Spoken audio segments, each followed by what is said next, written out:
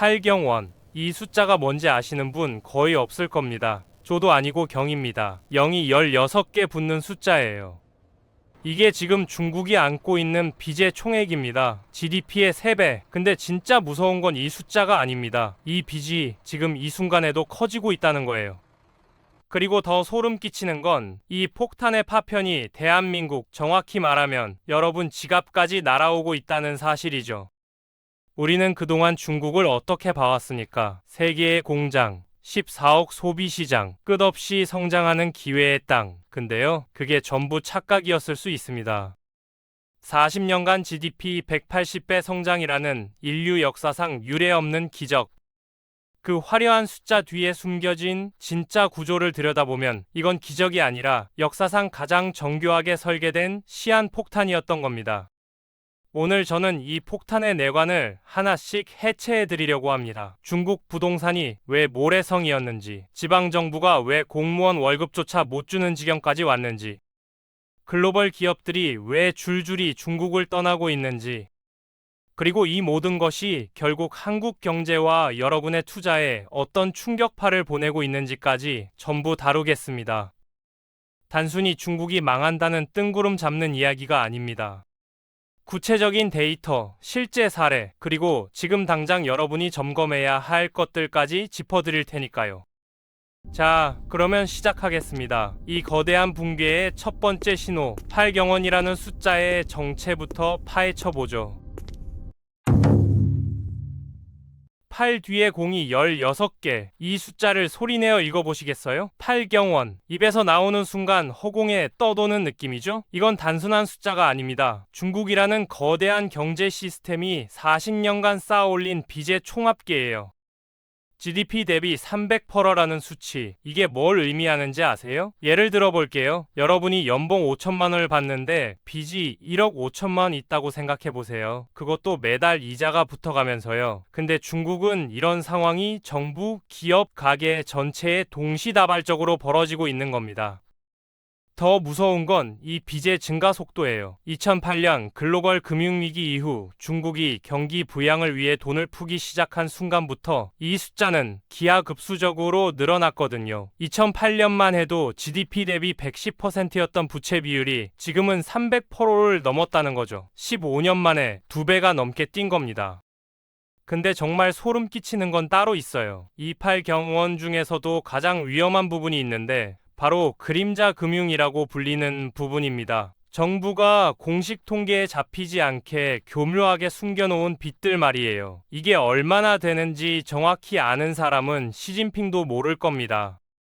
IMF가 추정한 바로는 이 숨겨진 빚만 1경 2천조 원에 달한다고 해요. 공식 발표된 것만 8경원인데 실제로는 그보다 훨씬 더 클 가능성이 높다는 거죠. 마치 빙산처럼 물 위에 보이는 건 전체의 일부일 뿐이라는 겁니다. 그럼 이 무시무시한 빚더미는 어디서 나온 걸까요? 바로 중국 경제의 심장이라고 불리던 그곳, 수십 년간 GDP의 30%를 차지하며 기적을 만들어냈다던 바로 그 부동산에서 시작된 이야기입니다. 2021년 9월 전 세계가 하나의 이름에 주목했습니다. 헝다그룹, 중국 부동산 업계 2위 기업이 하루아침에 파산 직전까지 몰린 사건이었죠. 근데 이게 단순히 한 기업의 위기가 아니었어요. 중국제 전체의 민낯이 드러나는 순간이었거든요. 헝다의 빚만 50조 원. 그런데 더 충격적인 건 헝다만의 문제가 아니라는 거였어요. 비구이 위안, 선태그룹까지 중국 부동산 대기업들이 줄줄이 무너지기 시작한 겁니다. 이들이 공통으로 가지고 있던 구조가 바로 선분양 시스템이었어요. 선분양이 뭔지 아시죠? 집을 짓기도 전에 먼저 돈을 받는 시스템입니다. 근데 중국에서는 이게 완전히 다른 차원으로 발전했어요. 받은 돈으로 집을 짓는 게 아니라 다른 빚을 갚는데 써버린 거예요. 새로운 분양으로 들어오는 돈으로 이전 프로젝트 빚을 갚는 전형적인 폰지사 구조였던 겁니다. 상황이 얼마나 심각한지 한 가지 사례를 들어볼게요. 허난성 정저우의 한 아파트 단지에서는 주민 3,000명이 2년째 들어가지 못하고 있어요. 분양대금은 다 냈는데 공사가 중단된 거죠. 이런 미완성 프로젝트가 전국적으로 수천 개에 달한다고 하니까요. 더 무서운 건 지방정부도 이 게임에 깊숙이 개입했다는 거예요. 토지 사용권 판매 수익이 지방정부 재정의 40%를 차지했거든요. 부동산이 잘 팔릴 때는 땅값도 오르고 지방정부도 돈이 들어오고 개발업체도 돈을 벌고 다들 좋았죠. 하지만 음악이 멈추는 순간 모든 게 한꺼번에 무너져 내렸습니다. 지금 중국 전역에는 2억 명이 살 수 있는 빈 아파트들이 유령처럼 서 있어요. 불이 켜지지 않는 고층 빌딩들, 아무도 살지 않는 신도시들, 30년간 GDP의 30%를 차지하며 중국 경제를 이끌던 부동산이 이제는 경제를 짓누르는 거대한 무덤이 된 겁니다. 그런데 이 부동산 위기는 또 다른 시한폭탄을 터뜨렸습니다. 바로 지방정부의 숨겨진 금고 LGFV라는 괴물 말이에요. 2023년 7월 중국 허베이성의 한 초등학교에서 벌어진 일입니다. 교사들이 운동장에 모여 시위를 벌였어요. 이유가 뭐였을까요? 월급이 6개월째 밀렸거든요. 중국에서 공무원 월급이 밀린다는 건 상상할 수 있는 일이었나요? 이게 바로 LGFV의 붕괴가 만든 현실입니다. LGFV가 뭐냐면 로컬 거버먼트 파이내싱 비이클, 우리말로 하면 지방정부 융자 플랫폼이에요. 쉽게 말해서 지방정부가 직접 빚을 질 수 없으니까 만든 빚 전당회사라고 보시면 됩니다. 중국 지방정부는 법적으로 직접 채권을 발행할 수 없어요. 그래서 꼼수를 썼죠. 형식상으로는 기업인 LGFV를 만들어서 이 회사 이름으로 돈을 빌린 겁니다. 하지만 실상은 그 돈은 모두 지방정부가 쓰는 거였어요. 인프라 건설, 공무원 월급, 각종 행정비용까지요. 그럼 이 LGFV들은 어떻게 돈을 갚았을까요? 바로 땅을 팔아서였어요. 부동산 개발업체들이 땅을 사면서 내는 토지 사용권료로 빚을 갚는 구조였죠. 2020년만 해도 전국 지방정부의 토지 판매 수익이 930조 원에 달했어요. 전체 지방부 수입의 절반 가까이였던 겁니다. 그런데 부동산이 무너지면서 이 구조가 완전히 박살났어요. 땅이 안 팔리니까 LGFV들이 빚을 갚을 방법이 사라진 거죠. 현재 중국 전역의 LGFV 부채 규모가 1억 2천조 원으로 추정돼요. 이게 얼마나 큰 돈이냐면 한국의 1년 GDP가 230조 원 정도니까 그의 50배가 넘는 금액이에요. 상황이 얼마나 심각한지 구체적인 사례를 보면 랴오닝성 같은 경우는 공무원 연봉을 30%씩 깎았어요. 경찰관들까지 월급이 줄었다고 하니까요. 어떤 지역에서는 쓰레기 수거도 제대로 안 되고 가로등도 꺼지는 일이 벌어지고 있어요. 국가 시스템의 모세혈관이 막히기 시작한 겁니다. 그런데 이런 내부 위기 상황을 가장 먼저 눈치챈 건 바로 글로벌 기업들이었습니다. 이들은 이미 조용히 다른 선택을 하고 있었거든요. 2023년 8월 이케아가 중국에서 충격적인 발표를 했습니다. 상하이 대형 매장 폐점, 22년간 운영하던 플래그십 스토어를 닫는다고 했어요. 이유는 단순했죠. 수익성 악화. 하지만 이건 빙산의 일각이었어요. 애플을 보세요. 2019년까지만 해도 아이폰의 90% 이상이 중국에서 만들어졌거든요. 그런데 지금은 인도에서 만드는 아이폰이 전체의 25%까지 늘어났어요. 팀 쿡이 직접 인도 총리 모디와 만나서 메이드 인 인디아 확대를 약속했죠. 이게 우연일까요? 삼성은 더 과감했어요. 2019년 중국 내 마지막 스마트폰 공장을 완전히 철수했거든요. 대신 베트남, 인도로 생산 기지를 옮겼죠. 나이키, 아디다스도 마찬가지예요. 베트남에서 만드는 나이키 신발이 이제 전체의 절반을 넘어섰어요. 이런 움직임을 가리켜 차이나 플러스 원 전략이라고 해요. 중국에만 의존하지 않고 다른 나라에도 생산 기지를 두는 거죠. 근데 이게 단순히 리스크 분산 차원이 아니에요. 중국의 생국의 생산비 경쟁력 자체가 사라지고 있거든요. 중국의 제조업 임금이 2010년 대비 3배 가까이 올랐어요. 베트남의 5배, 인도의 7배 수준이죠. 거기다 제로 코로나 정책으로 공급망이 수시로 끊어지면서 글로벌 기업들이 중국은 더 이상 안전한 생산 기지가 아니다라는 결론을 내린 거예요. 테슬라의 상하이 공장도 마찬가지예요. 중국 내수용으로 지었던 공장이 이제는 수출용으로 전환되고 있거든요. 하지만 정말 치명적인 건 소비시장으로서의 매력도 사라지고 있다는 거였어요. 루이비통, 샤넬 같은 명품 브랜드들의 중국 매출이 30% 이상 급감했거든요. 14억 인구의 거대한 소비시장, 이게 중국의 마지막 무기였는데 그마저도 힘을 잃고 있는 겁니다. 글로벌 기업들이 계산기를 두드려본 결과는 명확했습니다. 중국은 더 이상 기회의 땅이 아니라 관리해야 할 리스크라는 거였어요. 그런데 정말 무서운 건 이런 판단의 배경에는 중국 소비자들 자신이 지갑을 꽁꽁 닫아버렸다는 충격적인 현실이 숨어 있었습니다. 2023년 11월 홍콩 최대 쇼핑가인 코즈웨이베이에서 벌어진 기이한 풍경입니다. 평소라면 중국 관광객들로 북적였을 명품 매장들이 텅 비어 있었어요. 대신 홍콩 사람들이 중국 본토로 쇼핑을 가는 역전 현상이 벌어졌죠. 바로 옆 선전에서 파는 물건이 더 싸니까요. 이게 바로 디플레이션의 실체입니다. 물가가 계속 떨어지는 상황, 중국 전역에 가격 하락의 그림자가 드리워진 거예요. 소비자 물가 상승률이 마이너스를 기록하고 있거든요. 일반적으로는 물가가 떨어지면 소비자에게 좋은 거 아니냐고 생각할 수 있는데 경제학에서는 이걸 가장 무서워해요. 왜냐하면 디플레이션이 시작되면 악순환의 고리가 만들어지거든요. 물가가 떨어질 거라고 예상하니까 소비자들이 구매를 미뤄요. 어차피 더 싸질 텐데 굳이 지금 살 필요 있나? 이런 생각이 드는 거죠. 그러면 기업들은 물건이 안 팔리니까 가격을 더 내려요. 그럼 또 소비자들이 더 기다리게 되고요. 중국 소비자들의 심리가 완전히 바뀐 겁니다. 코로나 이후 보복 소비를 기대했는데 돌아온 건 저축과 가성비였어요. 명품 대신 저가 브랜드, 외식 대신 집밥, 해외여행 대신 집 근처 나들이, 모든 소비 패턴이 위축됐죠. 이유가 뭘까요? 바로 자산가치 하락 때문이에요. 중국 가계 자산의 70%가 부동산인데 그 집값이 계속 떨어지고 있거든요. 베이징, 상하이 같은 일선 도시도 예외가 아니에요. 자기가 가진 가장 큰 자산인 집값이 떨어지는데 누가 지갑을 열까요? 여기에 취업시장까지 얼어붙었어요. 청년 실업률이 공식 통계로만 20%를 넘어섰는데 실제로는 더 높을 거라고 봐요. 대학 졸업해도 갈 곳이 없고 있는 일자리도 대부분 저임금이죠. 미래에 대한 불안감이 극에 달한 거예요. 샤오미, 알리바바 같은 중국 기업들도 마찬가지예요. 내수 시장이 죽으니까 해외로 나가려고 하는데 거기서도 치열한 경쟁에 직면하고 있어요. 중국 기업들이 살아남기 위해 선택한 방법은 하나였습니다. 바로 가격 전쟁이었죠.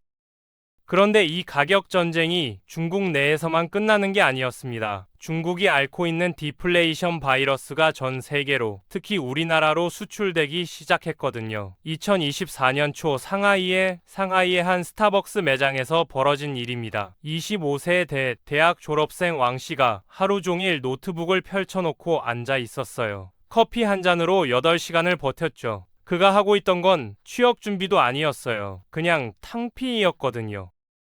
탕핑이 뭐냐면 바닥에 눕기라는 뜻이에요. 경쟁을 포기하고 최소한의 노력으로만 살겠다는 거죠. 중국 젊은이들 사이에서 유행하는 신조어인데 이게 단순한 트렌드가 아니에요. 절망의 다른 표현이거든요. 공식 통계로는 16에서 24세 청년 실업률이 21.3%인데 실제로는 훨씬 높을 걸로 추정돼요. 비공식 조사에서는 46.5%까지 나온 적도 있어요. 대학 졸업생 절반이 제대로 된 일자리를 못 찾고 있다는 얘기죠. 베이징대, 칭화대 같은 명문대 나와도 마찬가지예요.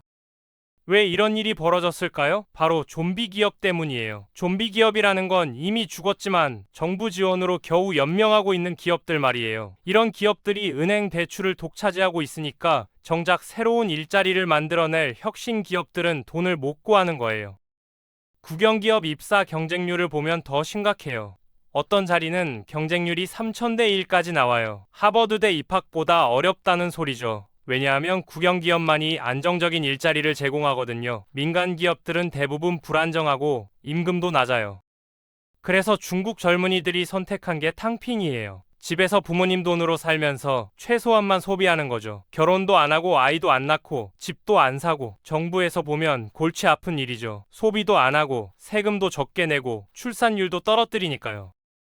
이런 상황에서 기업들은 어떻게 살아남을까요? 답은 하나예요. 해외로 나가는 거죠. 중국 내수 시장이 죽었으니까 해외에서 팔 수밖에 없어요. 그런데 문제는 이들이 해외로 나갈 때 어떤 전략을 쓰느냐는 거예요. 바로 덤핑입니다. 원가 이하로 팔아서라도 시장 점유율을 확보하겠다는 거죠. 알리익스프레스, 테모 같은 플랫폼을 통해 말이에요. 중국 기업들이 내수에서 못 팔아서 남은 재고를 해외 헐값에 쏟아붓고 있는 겁니다. 그런데 이 덤핑 공세가 가장 직접적인 타격을 받는 나라가 바로 우리나라입니다. 지리적으로 가깝고 산업 구조도 비슷하니까요. 2024년 3월 포항제철 직원 김모 씨가 받은 충격적인 소식입니다. 중국산 철강제가 한국 시중 가격보다 30% 싸게 들어오고 있다는 거였어요. 이게 말이 되나요? 원료비, 인건비, 운송비를 다 계산해봐도 수지가 안 맞는 가격이거든요. 이게 바로 중국발 디플레이션 수출의 실체입니다. 중국 기업들이 내수해서 팔지 못한 물건들을 해외에 헐값으로 쏟아내고 있는 거예요. 철강만이 아니에요. 석유화학, 반도체, 자동차 부품까지 전 산업에 걸쳐서 벌어지고 있어요. 알리익스프레스, 페무를 보세요. 똑같은 제품이 국내 가격의 절반도 안 되는 가격에 팔리고 있어요. 어떻게 이런 가격이 가능할까요? 답은 간단해요. 중국 정부가 수출 기업들에게 막대한 보조금을 주고 있거든요. 세금 환급, 저금리 대출, 전기료 지원까지 온갖 혜택을 다 퍼주고 있는 거죠. 왜 이런 짓을 할까요? 중국 입장에서는 어쩔 수 없는 선택이에요. 내수가 죽었으니까 수출로라도 공장을 돌려야 하거든요. 공장이 멈추면 실업자가 쏟아지고 그럼 사회 불안이 커져요. 그래서 손해를 보더라도 수출을 밀어붙이는 거죠. 문제는 이 여파가 고스란히 우리나라에 날아온다는 거예요. 현대제철 같은 경우는 중국산 저가 공세 때문에 가동률을 줄일 수밖에 없었어요. LG화학, SK이노베이션도 마찬가지고요. 우리 기업들이 아무리 효율성을 높여도 정부 보조금을 받는 중국 기업들과는 가격 경쟁이 안 되는 거예요. 더 심각한 건 소비재 시장이에요. 테무에서 파는 전자제품, 생활용품들이 국내 브랜드를 직격탄으로 때리고 있어요. 소비자들 입장에서는 같은 기능의 절반 가격이면 당연히 중국산을 선택하죠. 품질이야 좀 떨어져도 가성비가 압도적이니까요. 이 상황에서 우리 정부도 대응을 하고 있긴 해요. 반덤핑 관세를 부과하고 WTO에 제소도 했고요. 하지만 중국의 물량 공세를 막기에는 역부족이에요. 중국의 생산 규모가 워낙 크니까요.